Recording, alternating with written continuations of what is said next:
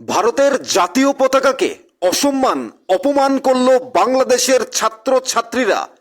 ভারতের জাতীয় পতাকাকে পায়ের নিচে ফেলে অপমান করছে বাংলাদেশের বুয়েটের ছাত্র ছাত্রীরা। এই নিয়ে সারা ভারত উত্তাল। শুনুন শুভেন্দু অধিকারী কি বলছেন সেই বক্তব্যে। বাংলাদেশের সমস্ত বিছা বন্ধ করতে হবে এবং বাংলাদেশিদের খাদ্য বস্ত্র বন্ধ করার সিদ্ধান্ত নিল। এবার শুনুন বাংলাদেশিদের কিভাবে শাস্তি দেওয়া হবে, কিভাবে শাস্তি দেবে ভারত। ভারতের জাতীয় পতাকা, যা আমাদের স্বাধীনতার অর্জন, যে পতাকাকে আমরা বিশ্ববাসীর সামনে তুলে ধরেছি, সে ভারতের জাতীয় পতাকাকে অপমান করলো বাংলাদেশের ছাত্রছাত্রীরা। কিন্তু কেন? এবং চিন্ময় প্রভুকে গ্রেপ্তার করে নিল, ওনাকে জেলে খুন করতে পারে বাংলাদেশিরা। শুনুন কি বলছেন শুভেন্দু অধিকারী। স্টপ করুন, আমরা প্রয়োজন হলে একদিন অপেক্ষা করে ভিসা দপ্তরে যাব, এখানে ভিসা সেন্টারে স্টপ, ভিসা দেওয়া বন্ধ করুন completely. Export import permit issue করা বন্ধ করুন, বাকিটা আমরা বর্ডারে করব সোমবার থেকে। বলে দিলাম, চিন্ময় কৃষ্ণ প্রভুকে নিঃশর্ত মুক্তি, হিন্দুদের উপর আক্রমণ, মন্দির ভাঙা বন্ধ করুন। আর এই ধরনের এই নাবালকদের, যাদের আপনারা ওখানে তত্ত্বাবধায়ক সরকারে বসিয়েছেন, এই নাবালক যারা মন্ত্রীর পদমর্যাদায়, তাদের এই ধরনের ভারত বিরোধী কথা বলা বন্ধ করুন। আর চিকিৎসা নেওয়ার জন্য করাচি আর লাহোরে যান, এখানে আসবেন না। আমরা কালকে মেল পাঠিয়েছিলাম, সেই মেল উনারা এক্সটার্নাল অ্যাফেয়ার্স মিনিস্ট্রি ঢাকা বাংলাদেশের অনুমোদন নিয়ে আমাদের অ্যালাউ করেছেন 1+7। ঠিক একইভাবে আমাদের যে অ্যাগ্রিভনেস ওনারা রেকর্ড করেছেন, আমাদের বক্তব্য রেকর্ড করেছেন, আমাদের সাজেশন নিয়েছেন এবং ওনারা একই প্রটোকলের ভিত্তিতে ওনারা ওনাদের দেশের সরকারকে ওনারা জানাবেন। এর বাইরে ডেপুটি হাই কমিশনারের করারও কিছু নেই। বিজেপির 8টা এমএলএ কে আটকানোর জন্য 6টা ব্যারিকেড, 1000 পুলিশ, 8 জন আইপিএস।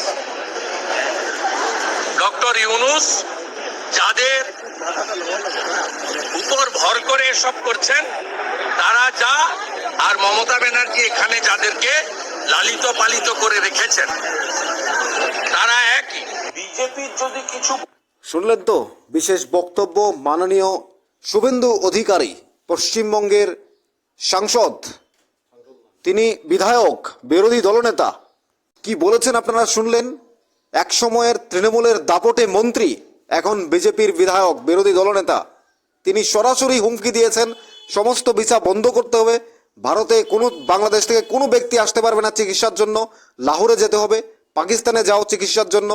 যে ভারত বাংলাদেশিকে স্বাধীন করে দিয়েছে, পাকিস্তানের হাত থেকে মুক্ত করেছে, ভারতীয় আর্মিরা প্রাণ দিয়েছে বাংলাদেশের স্বাধীনতা যুদ্ধ করতে গিয়ে, বাংলাদেশকে রক্ষা করেছে, বাংলাদেশের 1 কোটি শরণার্থীকে ভারতে আশ্রয় দিয়েছে, তাদেরকে খাইয়েছে, পড়িয়েছে, যুদ্ধ শিখিয়েছে, অস্ত্র দিয়েছে, স্বাধীন বাংলাদেশ করে দিয়েছে। আজ সেই অশিক্ষিত বাংলাদেশিরা, সেই অপদার্থ বাংলাদেশিরা ভারতের জাতীয় পতাকাকে অপমান করেন।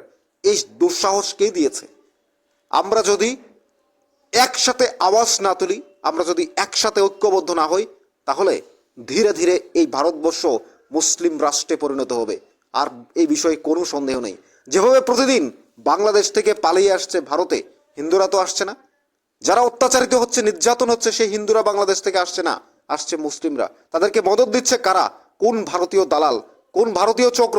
তাদেরকে তুলে ধরতে হবে আমাদের সামনে, তাদেরকে বিচার ব্যবস্থায় দাঁড়াতে হবে, তাদেরকে কাঠগড়ায় নিয়ে আসতে হবে, তাদেরকে এমন শাস্তি দিতে হবে যাতে ভবিষ্যতে এই দালাল চক্র কখনো যেন ঘুরে দাঁড়াতে না পারে, দালাল চক্র যেন বুঝতে পারে। কিন্তু তারা কারা, কিভাবে আসছে বাংলাদেশ থেকে, তাদেরকে প্রশ্রয় দিচ্ছে কারা?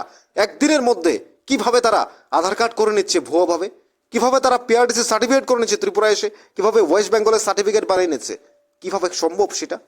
ভারতে হাজার হাজার বছর ধরে থেকে, বছরের পর বছর ধরে থেকেও তো পারছে না ভারতীয়রা করতে, কিন্তু বাংলাদেশিরা কিভাবে করছে এটা? কোন দালাল চক্র জড়িত আছে? সে কি সরকারি চাকরি করুক কিংবা বেসরকারি চাকরি করুক, সাধারণ মানুষ হোক কিংবা উচ্চপদস্থ হোক, তাদের কঠিন শাস্তি দেওয়া উচিত। আর এই ভারতের জাতীয় পতাকাকে, যে স্বাধীনতার জন্য ব্রিটিশের কাছে, মুঘলদের কাছে, আরবের কাছে আমরা বছরের পর বছর ধরে, শত শত বছর ধরে, হাজার হাজার বছর ধরে আমরা নির্যাতিত হয়েছি, অত্যাচারিত হয়েছি, যে ব্রিটিশ আমাদের 200 বছর আমাদের গোলামের মতো খাটিয়েছে, সে ব্রিটিশদের হাত থেকে রক্ষা করার জন্য যে কোটি কোটি ভারতবাসী প্রাণ দিয়েছে সে স্বাধীনতার জন্য, সে স্বাধীনতার পতাকাকে, আমাদের গর্ব জাতীয় পতাকাকে বাংলাদেশের ছাত্রছাত্রীরা তারা অপমান করছে, পায়ের নিচে পেলে পা দিয়ে রেখেছে জাতীয় পতাকার উপরে। এর এর থেকে খারাপ, এর থেকে বড় অপমান আমাদের আর কি হতে পারে? এরপরও যদি আমাদের শিক্ষা না হয়, এরপরও যদি ভারতীয়দের শিক্ষা না হয়, তাহলে আর কিসে শিক্ষা হবে? এরপরও কি বাংলাদেশিদের আপনারা আদর করবেন? এরপরও কি যত্ন করবেন? এরপরও কি তাদের সুযোগ দেবেন? এরপরও কি তাদেরকে চিকিৎসার জন্য আসতে বলবেন?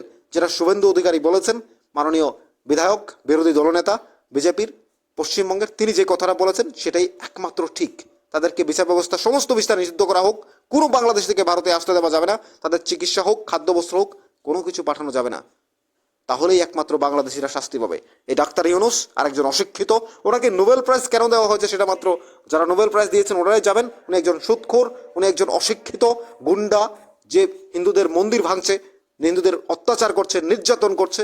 চিন্ময় প্রভু, যিনি ইসকনের গুরুত্বপূর্ণ একজন প্রভু, তাকে গ্রেপ্তার করে নেওয়া হয়েছে। ওনাকে গতকাল রাতে কিছুই খেতে দেওয়া হয়নি, ওনাকে জেলে খুন হতে পারেন উনি, এরকম আশঙ্কা করা হচ্ছে। ওনার বিরুদ্ধে জাতীয় পতাকা অপমান করার কথা বলেছেন। কিভাবে সম্ভব? শুধু মিথ্যে, একের পর এক। বাংলাদেশে কি কখনো হিন্দুরা ঠিকঠাক স্বাধীনতা পাবে না? আর ডাক্তার ইউনূস বসে আছে নিরাপদে, নিশ্চিন্তে।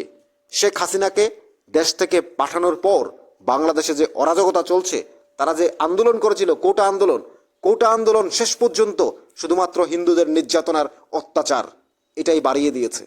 কোটা আন্দোলন তাদের কিছুই আনতে পারেনি। এখন আপনারা সবাই সোচ্চার হন, সবাই সজাগ হন।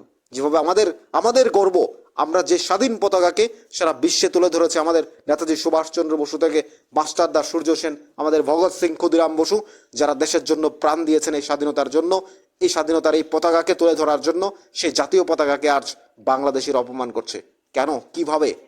আপনারা এর জবাব আপনারা নিশ্চয়ই দেবেন। আমরা যেভাবে সারা দেশ যেভাবে উত্তাল হয়েছে, এই তার বিরুদ্ধে শুভেন্দু অধিকারী সরাসরি যে কথাগুলো বলেছেন সেগুলোর সাথে আপনারাও একমত কিনা জানাবেন কমেন্টস বক্সে।